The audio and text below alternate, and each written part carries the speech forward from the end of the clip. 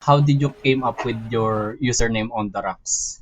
Yan ang lagi tinatanong sa akin. Story time! Nakuha ko yung IGN ko noon, Dax Gaming, during, lagi kasing nakatambay sa coffee shop. Yung coffee shop na yon may Serena, tapos kulay green. Yan. Tapos, wala akong maisip na drink. And then, yun nga yung gusto, yung tinatanong ko, ano po ba mare-recommend yung drink for me?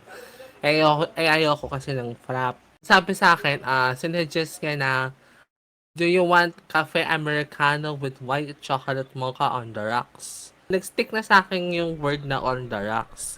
Not knowing, yung on the rocks na yun, parang ginagamit din siya sa alcoholic drinks. Oo.